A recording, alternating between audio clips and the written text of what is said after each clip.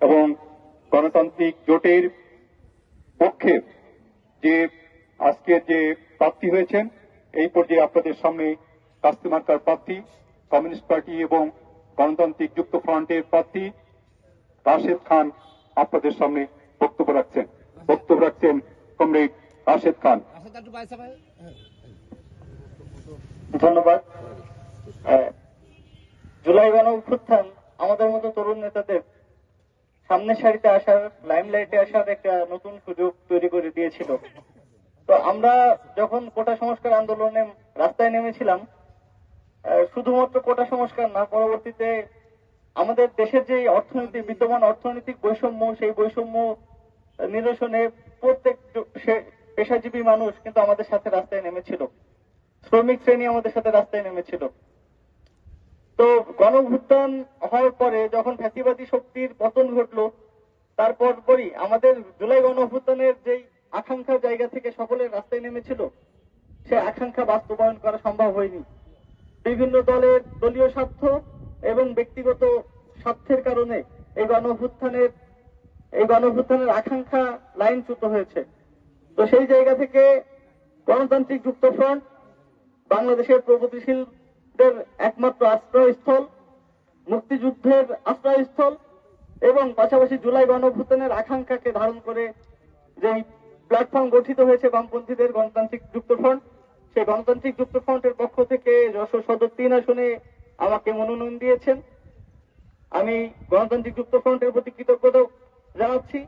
পাশাপাশি আমাদের যে লড়াই, সেই লড়াইয়ে সকলকে অংশগ্রহণ করার জন্য আহ্বান জানাচ্ছি।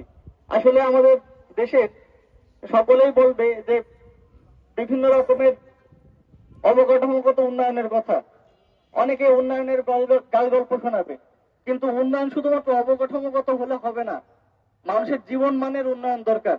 গত 54 বছরের বাংলাদেশের ইতিহাসে অনেক সরকার ক্ষমতায় এসেছেন, তারা উন্নয়নের গল্প শুনিয়েছেন, 10 টাকায় চাল খাওয়ানোর কথা শুনিয়েছেন, কৃষি কার্ড দেওয়া, ফ্যামিলি কার্ড দেওয়া, অনেক রকম আলাপ আমরা শুনছি, কিন্তু মানুষের জীবন মানের উন্নয়নের কথা সেখানে বলা হচ্ছে না।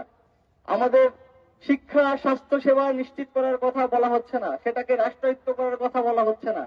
কৃষক শ্রেণীর আমাদের সার, বীজ এবং সেচের যেই সিন্ডিকেট গড়ে উঠেছে এই রাজনৈতিক দুর্বৃত্তায়নের ফলে, সেই দুর্বৃত্তায়নকে ভাঙার কথা বলা হচ্ছে না। আমাদের দেশের শ্রমিকদের মজুরি 30,000, ন্যূনতম মজুরি 30,000 টাকার কথা কোন রাজনৈতিক দলের আলাপে নাই। তো আমরা বাংলাদেশের কমিউনিস্ট পার্টি, গণতান্ত্রিক যুক্ত ফ্রন্ট সহ আমাদের এই প্রগতিশীল বাম দলগুলো এই শ্রমজীবী মানুষের লড়াইয়ে সবসময় পাশে ছিলাম, পাশে আসছি এবং পাশে থাকব। এবং পাশাপাশি আমরা যে নির্বাচনে অংশগ্রহণ করছি, সেই নির্বাচনটা আমাদের জন্য একটা অসম লড়াই।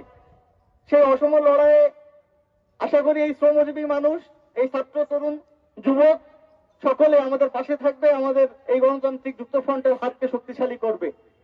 এই আশাবাদ ব্যক্ত রেখে কাস্তে মার্কায় ভোট চেয়ে আমি আমার বক্তব্য শেষ করছি। বাংলাদেশ দীর্ঘজীবী হোক।